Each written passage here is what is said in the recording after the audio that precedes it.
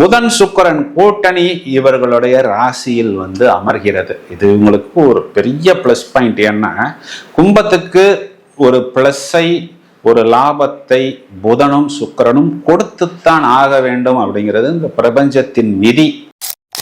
இந்த பக்கத்துல நமக்கு 7.5 சனியில கடைசி 2.5 ஓடிக்கிட்டு இருக்கு அப்படின்னா அது ஒரு விதத்துல பார்த்தோம்னா பாத சனி அப்படிங்கிற மாதிரி ஒரு அமைப்பில் தான் வருகிறது. ராசியாதிபதியே பார்த்தோம்னா நமக்கு தனஸ்தானத்தில் போய் அமர்கிறது. இப்போ இது நாள் வரை நம்மை சுத்தி சுத்தி ஓடவிட்ட விஷயங்கள் எல்லாமே என்னன்னா நம்மிடம் அமர்வதால் நம்மை எதிர்பார்த்து காத்து கொண்டிருக்கும். நமக்கு அந்த விஷயங்களையோ அவர்களையோ பழிவாங்க வேண்டிய ஒரு சூழ்நிலையோ எண்ணமோ நேரமோ இல்லை.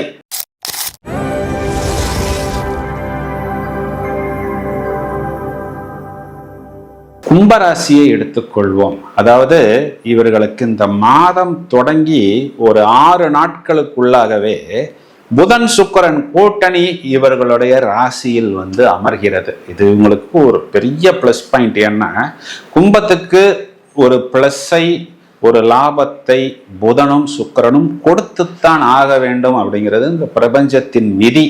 ஏன்னா இங்கு புதன் உங்களுக்கு 5ஆம் வீட்டுக்கு அதிபதியாகவும், சுக்கிரன் 9ஆம் வீட்டுக்கு அதிபதியாகவும், பாக்யாதிபதியாகவும், பூர்வ புண்ணியாதிபதியாகவும் வருகிறது. அப்படின்னா என்ன அர்த்தம்னா ஒரு கிளாரிட்டி, ஒரு புத்திசாலித்தனம், ஒரு அட்ராக்ஷன், ஒரு ஈர்ப்பு, ஒரு பிரகாசம், அதன் மூலம் நிறைய வாய்ப்பு. ராசியில் இருக்கக்கூடிய ராகு புதனுடைய எனர்ஜி, சுக்கிரனுடைய எனர்ஜியை வாங்கி கொண்டு அப்படியே அந்த குருவின் பார்வையில் இதனை பாசிட்டிவாக பல மடங்கு ஆம்பிளிஃபை பண்ணி வெளிப்படுத்தும் பொழுது நம்மை பார்க்கும் பொழுதே ஒரு இம்ப்ரெஷன் கிரியேட் ஆகும். நிறைய வாய்ப்புகள், வேலை வாய்ப்பா இருக்கலாம், இல்லை அது பிஸ்னஸ் வாய்ப்பா இருக்கலாம். நம்மளுடைய வயது, தொழில் துறை சார்ந்த விஷயங்களில் நமக்கு நிறைய ஆப்பர்ச்சுனிட்டிஸ், அது பாசிட்டிவ் ஆப்பர்ச்சுனிட்டிஸாக வரும். இதன் மூலம் நமக்கு நிறைய பிரச்சனைகளுக்கு தீர்வு, நம்மளுடைய கம்ஃபர்ட், நம்மளுடைய லக்ஸுரி, நம்மளுடைய சேவிங்ஸ், பிரச்சனைகள் தீர்வது, மேலும் மேலும் அடுத்த கட்டத்துக்கு நாமே நம்மை நகர்த்தி கொள்வது. இந்த செவ்வாய் அமரும் பொழுது நமக்கு அது வெற்றியாகவும் தொழில் மூலம் வாய்ப்பாகும். சூரியன் அமரும் பொழுது நம்மளுடைய லைஃப் பார்ட்னர் மூலமாகவும், பிசினஸ் பார்ட்னர் மூலமாகவும் நமக்கு ஒரு வாய்ப்பாகவும், அரசாங்கம் சம்பந்தப்பட்ட விஷயங்களில் நமக்கு அது ஒரு ஃபேவரபிளாகவும், கவர்மெண்ட்ல எனக்கு வர வேண்டிய அந்த பழைய பென்ஷனாக இருக்கலாம், இல்லைன்னா எனக்கு கிடைக்க வேண்டிய அப்ரூவலாக இருக்கலாம், இல்லை நான் ஒரு அரசாங்க வேலை வாய்ப்புக்காக காத்திருக்கக்கூடிய நபராக இருக்கலாம். இந்த மாதிரி பல விஷயங்களில் நமக்கு இது ஒரு பிளஸ் பாயிண்டாக இருக்கிறது. இதுல இன்னும் பார்த்தோம்னா இங்கு சந்திரன் வரக்கூடிய காலகட்டங்களில் நம்மளுடைய ராசியில் 6 கிரகங்கள், இந்த 6 கிரகங்களுக்கும் குருவின் பார்வை. அப்போ என்ன ஆகும்னா நம்மளுடைய சத்ரு கிரகம் சூரியன் அந்த இடத்தில் அமர்ந்தாலும் அது ஒரு அனுகூல சத்ரு.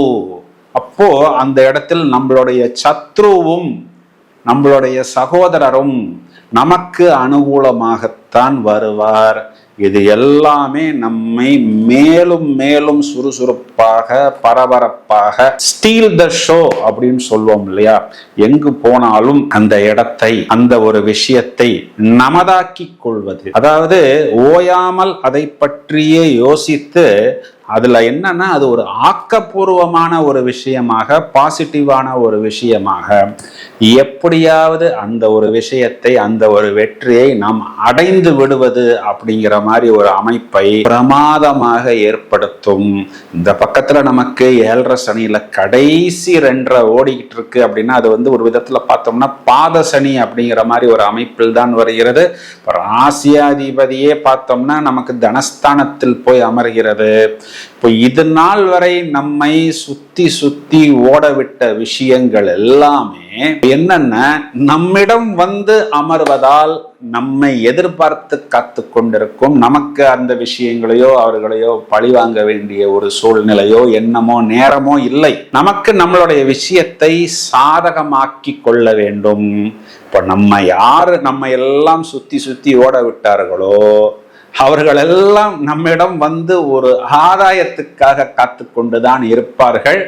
தேவையான நல்ல விஷயங்களை வாய்ப்பை எடுத்துக்கொண்டு குருவின் பார்வை பெற்று இது காலகட்டங்களில் நாம் மிளறுவது, நம்மளுடைய பிரச்சனைகளை தீர்த்து கொள்வதுதான் புத்திசாலித்தனம். வேற எந்த கிரகமுமே நெகட்டிவா இல்லை. இங்க 7ஆம் இடத்தில் இருக்கக்கூடிய கேதுங்கிறது பார்த்தோம் அப்படின்னா சில நேரங்கள்ல வயிறு அடிவயிறுல சின்ன சின்ன ஹெல்த் ப்ராப்ளம், அலர்ஜிக் இன்ஃபெக்ஷன் கொடுப்பார். But nothing to panic about it. நம்மளுடைய லைஃப் பார்ட்னர், குறிப்பா கும்பராசி சகோதரிகளை எடுத்துக்கிட்டீங்கன்னா, பொதுவா கணவனை குறிகாட்டக்கூடிய செவ்வாய் ராசியில உங்களை டென்ஷன் படுத்த முடியாது. ஏன்னா அவர் குருவின் பார்வையில் இருக்கிறார். இந்த பக்கத்துல உங்களுக்கு கலத்திரக்காரகன் சூரியனும் குருவின் பார்வையை பெற்று இருக்கிறார். அப்போ உங்களுடைய லைஃப் பார்ட்னர் உங்களுடன் அதிக நேரம் செலவு செய்ய போகிறார். அந்த அதிக நேரம் செலவு பண்ணினா எனக்கு டென்ஷன் ஆகுமான்னா ஆகாது. ஏன்னா குரு சூரியனை பார்ப்பது இந்த இடத்தில் சிவராஜ யோகம், குரு செவ்வாயை பார்ப்பது குரு மங்கள யோகம் அப்படிங்கிற அமைப்பில் வருகிறது. பரிகாரம் அப்படின்னு பார்த்தோம்னா, திங்கட்கிழமைகளில் மகா கணபதி வழிபாடு நல்ல மேன்மையை ஏற்படுத்தி கொடுக்கும். குழந்தைகள் பிரமாதமான புத்திசாலித்தனத்தை வெளிப்படுத்துவார்கள். வயதில் மூத்த நபர்களை எடுத்துக்கிட்டோம் அப்படின்னா, உங்களை யாரும் அலைய விட மாட்டார்கள். உங்களுக்கு என்னென்ன விஷயங்கள் நடக்க வேண்டும் அப்படின்னு நீங்கள் எதிர்பார்த்து காத்திருக்கிறீர்களோ அந்த விஷயங்கள் எல்லாம் தாமாகவே உங்களை தேடி வரும், உங்களுக்கு அனுகூலமாக முடியும் அப்படின்னு சொல்வதுதான் நிதர்சனமான உண்மை. இப்ப நம்ம இவ்வளவு நேரம் பார்த்த இந்த பலன்களுக்கு உண்டான கிரக நிலைகளை எடுத்துக்கொண்டால், இந்த பிப்ரவரி மாதத்துக்கு உண்டான கிரக நிலைகள்ல பார்த்தோம்னா வருடாந்திர கிரகங்களில் எந்த விதமான மாற்றமும் இல்லை.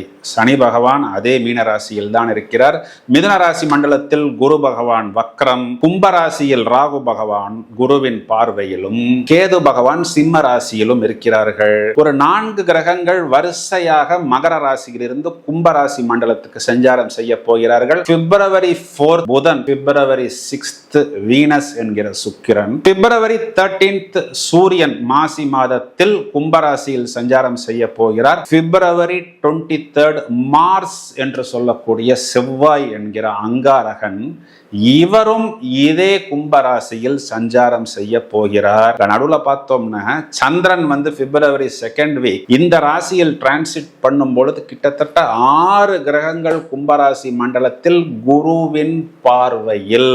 இதுல நம்ம தேடி பார்த்தோம்னா குரு மங்கள யோகம், சிவராஜ யோகம், இந்த மாதிரி நிறைய யோகங்கள் வருகிறது. இப்போ நாம் சொன்ன இந்த பலன்கள் அனைத்துமே கிரகங்களின் கோச்சார அடிப்படையில் உங்களுடைய ராசிக்கும் உங்களுடைய லக்னத்துக்கும் சொல்லப்படுகிறது. இப்போ ஒரு நபர் மிதுன ராசி கடக லக்னம்னா மிதுனத்துக்குண்டான பலனையும் பார்த்து கொள்ள வேண்டும், கடகத்துக்குண்டான பலனையும் பார்த்து கொள்ள வேண்டும். இதற்கு மேல் இந்த பலன்களை துல்லியமாக கணிக்க வேண்டும் என்றால் உங்களுடைய ஜனனகால ஜாதகத்தில் இருக்கக்கூடிய துவாதச பலன்கள், தசா புத்தி, ஆட்டம் பிராணன் சூட்சுமம் வரை துல்லியமாக கணிதம் செய்யும் பொழுது அதற்குண்டான பலன்களை நாம் மேலும் விவரமாக தெரிந்து கொள்ள முடியும். அதற்கு நீங்கள் ஒரு தெளிவான ஜோதிடரை அணுகிக் கொள்ளலாம். மேலும் நிறைய பதிவுகள் தயாரித்துக் கொண்டிருக்கிறோம். இதனை உங்களது நண்பர்களுக்கும் உறவினர்களுக்கும் ஷேர் செய்யுங்கள். தொடர்ந்து இணைப்பில் இருங்கள். வாழ்த்துக்கள். Thank you friends.